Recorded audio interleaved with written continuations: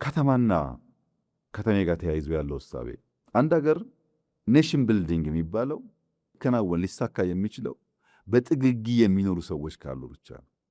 በአንድ ኪሎ ሜትር ስኩዌር ውስጥ ምን ያክል ሰው አለ የሚለው ጉዳይ ለኢኖቬሽን ለኮምፒቲሽን በጣም ወሳኝ ነገር።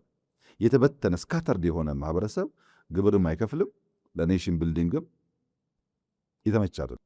ለምን ስትበተን አስቸጋሪ፣ ሰብሰብ ስትል በንጽጽር ይሻላል ሰርቪሱ።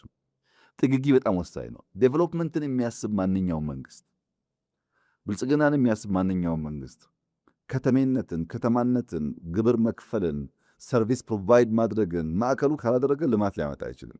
ከተማ ያስፈልገኝ ወላዋይ ነው የኔ ኮንስቲትዌንሲ አርሶ አደር ነው ካልክ ልማት አታስብም ማለት።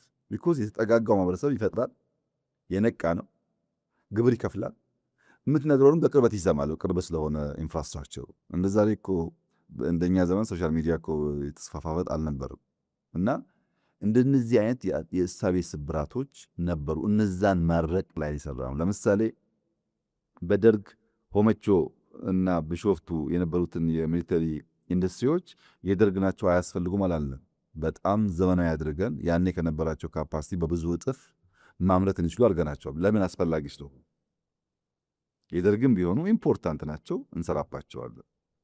በኢህአደግ ጊዜ የተጀመሩ የኢንዱስትሪያል ፓርኮች እኛን አብዛኛዎቹ የጨረስናቸው፣ ችግር የሚኖርበት ወረዲ ብድር ስለገባን ማለት ነው። ስኳር ፋብሪካዎች እንዳልኩ ከግማሽ በላዩን ፈንክሽናል አድርገናል። የኢህአደግ ናቸው ብለን አልጣልናቸው።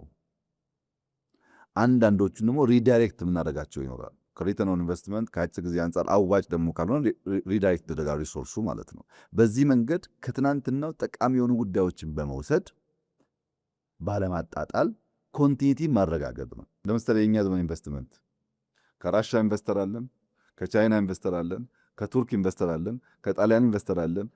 በኃይለሥላሴ የምታውቃቸውም አሉ፣ በደርግ የምታውቃቸውም አሉ፣ በኢህአደግ ያሉትም አሉ። ዘመን መጥቶ እነዛን የሚቀያየር ጉዳይ አላደረግንም። በሴክተርም ሊሆን ይችላል፣ በሀገራትም ሊሆን ይችላል። በሚሰራበት መንገድም እያረቅን እያረምን ለመሄድ ነው ሙከራ ያደረግነው። በዚህ አመርቂ ውጤት እየመጣ ይገኛል። ኢንዱስትሪ ሪስፖንድ የሚያደርገው እንደ ሌሎቹ ፈጥኖ አይደለም። መጀመሪያ ማጥናት ማወቅ፣ ከዛ መሬት፣ ከዛ ኢነርጂ፣ ከዛ ገንዘብ፣ ከዛ ፋብሪካ ከውጭ ስለሚመጣ ከዛ ፋብሪካውን መጠቀም መቻል፣ ከዛ ምርት ማምረት፣ ምርት ወደ ኳሊቲ ማሳደግ፣ ከዛ ገበያ ማፈላለቅ ጊዜ ይፈልጋል። ይሄንን ዑደት ነው ስንከተል የነበረው። ውጤቱም በእጅጉ ሻል ያለ ነው ማለት ይቻላል።